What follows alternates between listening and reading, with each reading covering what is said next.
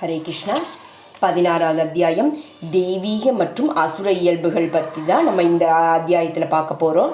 3 ஸ்லோகா இது பார்க்கலாம். இப்போ ஸ்ரீ பகவானுவாச்ச அபயம் சத்வசம் சுத்தி ஞான யோக வியஸ்வஸ்திதக தானம் தமஸ்ச யஜ்ஞஸ்ச ஸ்வதாத்யாயஸ்தப ஆஜவம் அஹிம்சா சத்யம் அக்ரோதஸ்த்யாகசாந்தீர் அபைஷுனம் தயா பூதேஷவலோலோத்பம் மாத்வம் ஹ்ரீர் அஷாபலம் தேஜக ஷமாதிருதீக சௌஷம் அத்ரோகணாதிமானிதா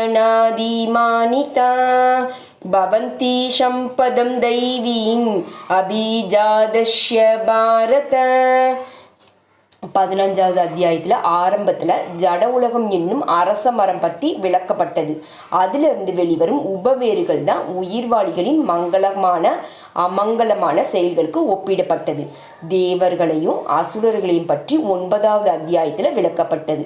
வேத சடங்குகளின்படி முக்திக்கான பாதையில் முன்னேற்றம் பெறுவதற்கு சத்வகுணத்தின் செயல்கள் மங்களகரமானதாக கருதப்படுது. இதே போல செயல்கள் தெய்வீ பிரகிருதி தெய்வீக இயற்கைன்னு அறியப்படுது. தெய்வீக இயற்கையில் நிலை பெற்றவங்க முக்தியின் பாதையில் முன்னேற்றம் அடைகிறாங்க. அதே சமயத்தில் ரஜோ குணத்திலையும் தமோ குணத்திலையும் செயலாற்றுபவர்களுக்கு முக்திக்கான வாய்ப்பு எதுவுமே இல்லை. அவங்க இந்த ஜட உலகத்தில் மனிதராகவே தொடரணும். இல்லைன்னா வீழ்ச்சியுற்று மிருக இனங்களுக்கோ அதைவிட தாழ்ந்த இனங்களுக்கோ செல்ல வேண்டியிருக்கும். இந்த 16வது அத்தியாயத்தில் தெரிஞ்சுக்கிற வேண்டிய என்னன்னா, தெய்வீக இயற்கை மற்றும் அதன் குணங்கள், அசூர இயற்கை மற்றும் அதன் குணங்கள் ஆகிய ரெண்டையும் பகவான் இங்கு விளக்குகிறார். இந்த குணங்களின் நன்மை தீமைகளையும் அவர் விளக்குகிறார். தெய்வீக குணங்களுடன் அல்லது நாட்டங்களுடன் பிறந்தவரை குறிப்பதற்கு உபயோகிக்கப்பட்டுள்ள அபிஜாதஸ்ய என்னும் சொல்லு ரொம்பவும் முக்கியமானது. தெய்வீக சூழ்நிலையில குழந்தையை பெற்றெடுக்கிறது கர்ப்பாதன சம்சாகரக என்ற வேத சாஸ்திரங்கள்ல தெரியப்படுது. தெய்வீக குணங்களுடைய குழந்தைய பெற்றோர்கள் விரும்பினாங்கன்னா மனித இனத்தின் சமுதாய வாழ்விற்காக பரிந்துரைக்கப்பட்டுள்ள 10 கொள்கைகளை அவங்க கடைபிடிக்கணும். நல்ல குழந்தையை பெற்றிருப்பதற்கான காம வாழ்வும் கிருஷ்ணரே என்று நம்ம முன்பே பகவத்கீதையில் படிச்சிருக்கோம். கிருஷ்ண உணர்வுல உபயோகிக்கப்பட்டதால காம வாழ்க்கை கண்டிக்கப்படுறதில்லை. கிருஷ்ண உணர்வுல இருப்பவங்க குறைந்தபட்சம் நாய்களையும் பூனைகளையும் போல குழந்தைகளை பெற்றுக்கொள்ள கூடாது. அதற்கு பதிலாக குழந்தை பிறந்த பிறகு அவங்க கிருஷ்ண உணர்வை அடையும்படி அவர்களை பெற்றெடுக்கணும். அதுதான் கிருஷ்ண உணர்வில் ஆழ்ந்திருக்கும் தாய் தந்தையருக்கு பிறக்கும் குழந்தையின் நல் வாய்ப்பும் கூட. சமுதாயத்தின் அதன் வாழ்வின் அடிப்படையில் 4 பிரிவுகளாகவும் தொழிலின் அடிப்படையில் 4 பிரிவுகளாகவும் பிரிக்கும் அமைப்பு வர்ணாசிரம தர்மம்னு தெரியப்படுது. இந்த வர்ணாசிரம தர்மம் என்பது மனித சமுதாயத்தின் பிறப்பின் அடிப்படையில் பிரிப்பது இல்லை. இந்த பிரிவுகள் கல்வி தகுதிகளை பொறுத்தது. இந்த சமூகத்தை அமைதியுடனும் வளமான நிலையில் வைப்பதற்கானது. இங்கு விளக்கப்பட்டுள்ள குணங்கள் ஒரு மனிதனை ஆன்மீக அறிவில் முன்னேற்றம் பெற செய்து அதன் மூலமா அவங்க ஜட உலகிலிருந்து முக்தி பெறுவதற்கு உதவும் தெய்வீக குணங்களாகும். வர்ணாசிர அமைப்புல துறவு வாழ்வை ஏற்றுள்ள சந்நியாசி மற்ற எல்லா சமூக நிலைகள் மற்றும் அமைப்பில் உள்ளவங்களுக்கு தலைவராக இல்லைன்னா ஆன்மீக குருவாக விளங்குகிறாங்க. ஒரு பிராமணர் சமூகத்தின் இதர 3 பிரிவுகளான சத்திரியர், வைசியர் மற்றும் சூத்திரர்களின் ஆன்மீக குருவாக கருதப்படுறாங்க. ஆனால் அமைப்பின் தலைவராக விளங்கும் சந்நியாசி பிராமணர்களுக்கும் ஆன்மீக குருவாவார். சன்னியாசியின் முதல் தகுதி அச்சமின்மையாக இருக்கணும். ஏன்னா சன்னியாசி எந்தவித ஆதரவும் இல்லாமல் ஆதரவுக்கான உத்தரவாதம் இல்லாமல் தனியாக இருக்கணும். பரமபுருஷ பகவானுடைய கருணையை மட்டுமே அவங்க நம்பியிருக்கணும். என்னுடைய உறவுகளை துறந்த பிறகு என்னை யார் பாதுகாப்பாங்கன்னு ஒருவர் எண்ணினாங்கன்னா அவங்க துறவு நிலையை ஏற்கக்கூடாது. பரமாத்மாவின் உருவில் எப்போதுமே இதயத்தில் இருக்கும் பரமபுருஷ பகவானான கிருஷ்ணர் எல்லாவற்றையும் பார்த்து கொண்டிருக்கிறார் என்பதிலோ ஒருவர் என்ன செய்ய விரும்புகிறார் என்பதை அவர் எப்பொழுதும் அறிகிறார் என்பதிலோ அவங்க பூர்ண நம்பிக்கை கொண்டிருக்க வேண்டும். இப்படி பரமாத்மாவான கிருஷ்ணர் வந்து தம்மிடம் சரணடைந்த ஆத்மாவை கவனித்து கொள்வார் என்பதில் அவங்க முழு உறுதியுடன் இருக்கணும். நான் ஒருபோதும் தனியாக இருக்கிறதில்ல. இருள் நிறைந்த வனப்பகுதியில் நான் வாழ்ந்தாலும் கிருஷ்ணர் வந்து என்னுடன் இருக்கிறார், அவர் எனக்கு எல்லா பாதுகாப்பையும் அளிப்பார் என்று நினைக்கணும். இந்த உறுதியே அபயம், அச்சமின்மைன்னு சொல்லப்படுது. துறவு வாழ்வில் இருக்கிறவங்களுக்கு இதே போல மனநிலை அவசியம். அதன் பிறகு அவங்க தனது நிலையை தூய்மைப்படுத்தணும். வாழ்வின் துறவு நிலையில் பின்பற்ற வேண்டிய பல சட்டத்திட்டங்கள் இருக்குது.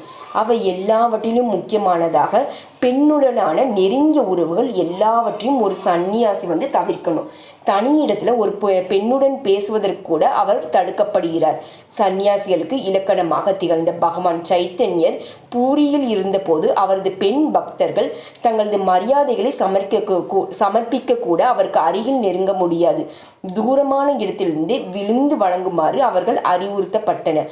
இது பெண் வர்க்கத்தின் மீதான வெறுப்பின் அடையாளம் இல்லை. அதற்கு பதிலாக பெண்களுடன் நெருங்கிய தொடர்பு கொள்ளக்கூடாதுன்னு சன்னியாசின் மீது விதிக்கப்பட்டுள்ள நெறிமுறை தான். தனது நிலையை தூய்மைப்படுத்திக் கொள்வதற்காக ஒருவர் தனது வாழ்வின் குறிப்பிட்ட நிலைக்கு உரிய சட்டத்திட்டங்களை பின்பற்றியே ஆகணும். ஒரு சந்நியாச பொறுத்தவரை பெண்களுடனான நெருங்கிய தொடர்பும் புலன் உணர்ச்சிக்காக சொத்துக்களை சேகரிப்பதும் கடுமையாக தடை செய்யப்படுது.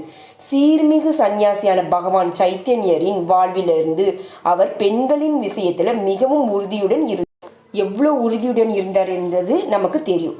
மிகவும் மீழ்ச்சியுற்ற கட்டுண்ட ஆத்மாக்களையும் ஏற்றுக்கொள்ளும் தாராள மனப்பான்மையுடையவர் என்று அவர் கருதப்பட்டாலும் பெண்களுடைய உறவு சம்பந்தமாக சன்னியாசிகளுக்கு கொடுக்கப்பட்டுள்ள சட்டத்திட்டங்களை அவர் உறுதியுடன் பின்பற்றினார்.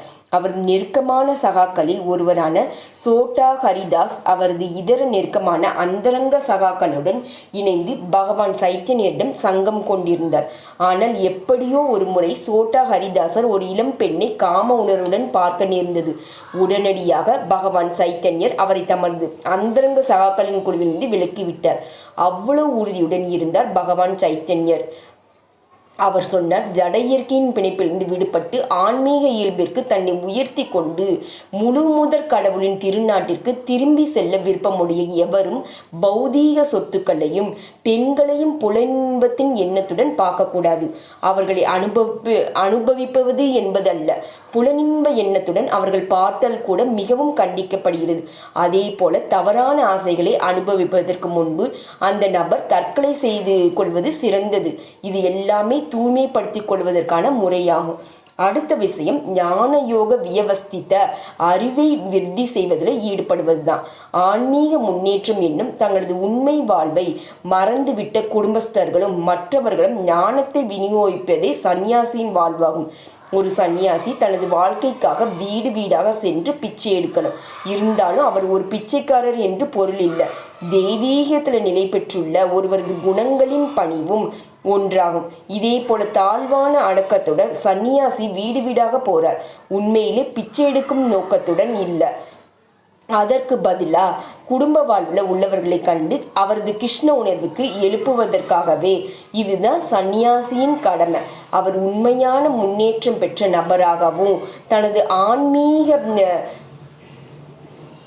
ஆன்மீக குருவால கட்டளையிடப்படுகிறார். இருந்தாலும் கிருஷ்ண உணர்வுடைய நியாயத்துடனும் முழு அறிவுடனும் அவர் பிரச்சாரம் செய்யணும். அவர் எவ்வளவு முன்னேற்றம் அடைந்தவராக இல்லைன்னா சந்நியாச வாழ்வை ஏற்றிருக்க கூடாது. இருந்தாலும் ஒவ்வொரு சன்னியாசி வாழ்வை ஏற்றிருந்தாலும் கூட அங்கீகரிக்கப்பட்ட ஆன்மீக குருவிடமிருந்து கேட்பதில் தன்னை முழுமையாக ஈடுபடுத்திக் கொள்வதன் மூலமாக அவங்க ஞானத்தை வளர்க்க முடியும். துறவு நிலையில் இருக்கிறவங்க அல்லது ஒரு சன்னியாசி அச்சமின்மை, சத்வ சம்சித்தி, தூய்மை மற்றும் ஞான யோகத்தில் நிலை பெற்று இருக்கணும். அடுத்த விஷயம் தானம். தானம் என்பது குடும்ப வாழ்விற்கானது. அவர் நேர்மையான வழிகளில் தங்களது வாழ்க்கைக்கான வருமானத்தை சம்பாதித்து அதன் பாதி பங்கின உலகெங்கும் கிருஷ்ண உணர்வை பிரச்சாரம் செய்வதற்காக செலவிடணும். இந்த பணியில் ஈடுபட்டிருக்கும் இயக்கங்களுக்கு இல்லறத்தார் தானம் அளிக்கணும். தானம் சரியான நபர்களுக்கு கொடுக்கப்படணும். தானத்தில் பல வகை இருக்கு.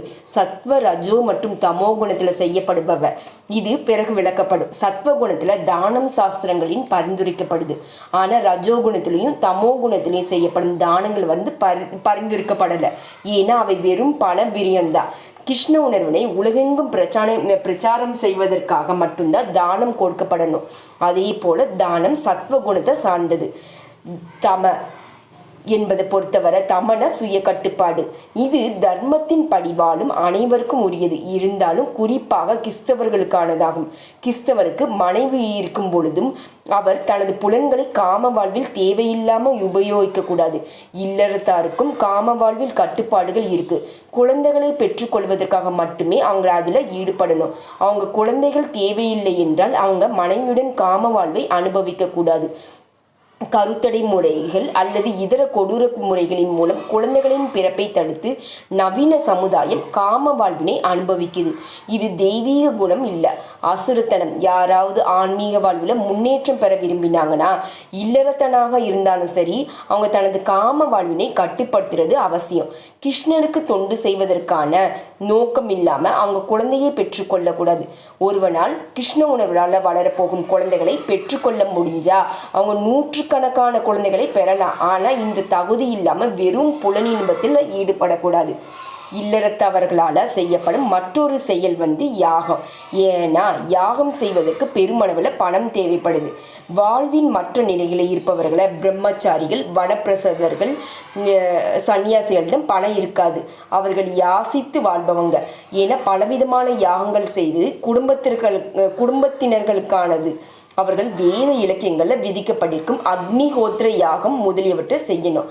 ஆனால் தற்சமயம் இதற்கு போல யாகங்களை நடத்த பெருமளவு செலவு செய்ய வேண்டியிருக்கிறதுனால எந்த இல்லறத்தாரும் இதை செய்வது சாத்தியமில்லை. இந்த யுகத்திற்காக பரிந்துரைக்கப்பட்டுள்ள மிக சிறந்த யாகம் சங்கீர்த்தன யாகமாகும். ஹரே கிருஷ்ண கிருஷ்ண கிருஷ்ண ஹரே ஹரே, ஹரே ராம ராம ராம ஹரே ஹரே என்னும் சங்கீர்த்தன யாகம் ரொம்ப சிறந்த யாகமும் செலவுகளற்ற யாகமாகும். இதை யார் வேண்டுமானாலும் ஏற்று பலன் பெறலாம்.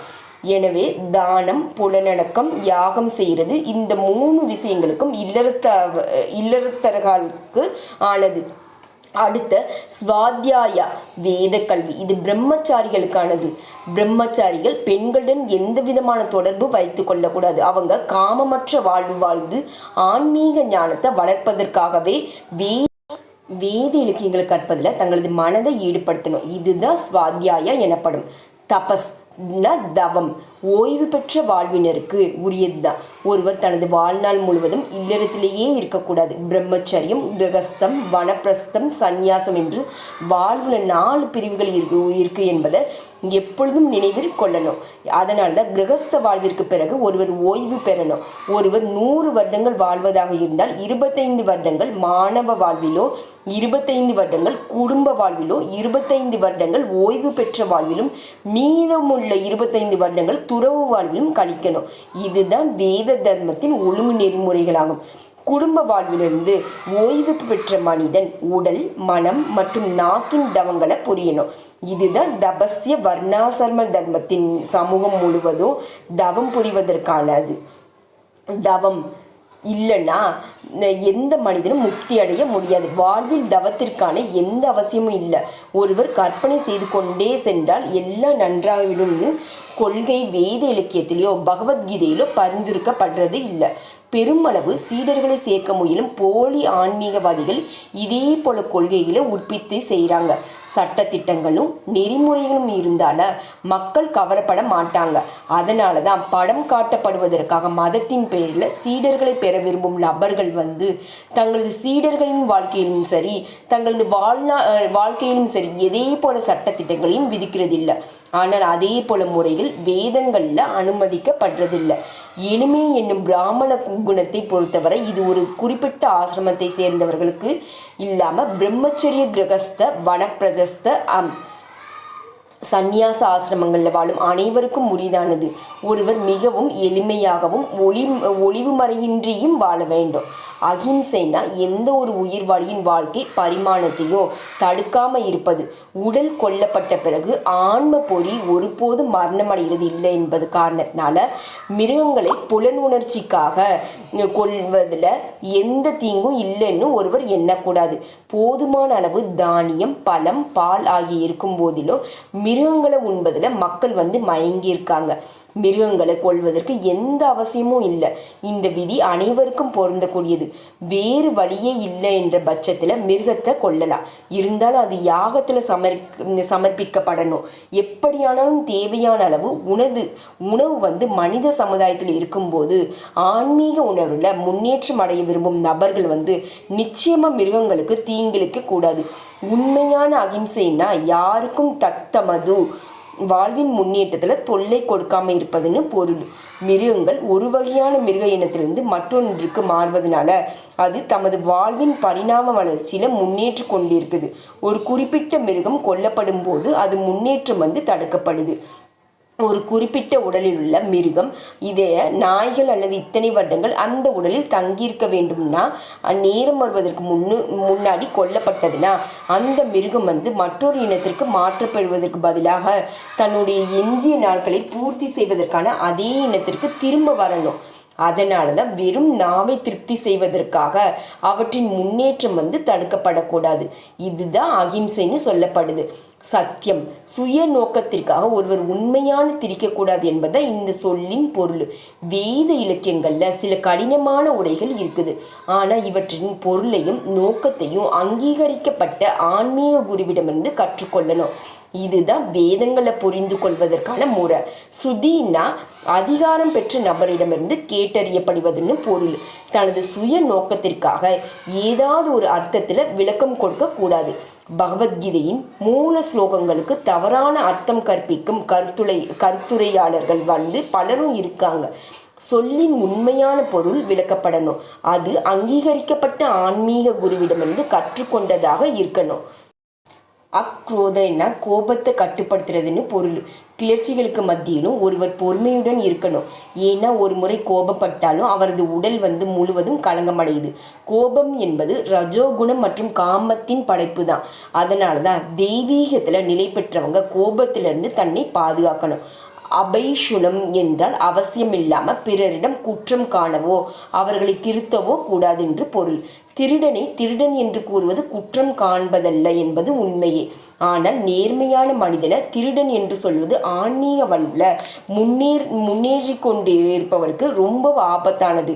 ஹ்ரீ என்றால் ஒருவர் மிகுந்த நாணத்துடன் இருக்கணும்னு, மோசமான செயல்களை செய்யக்கூடாதுன்னு பொருள்.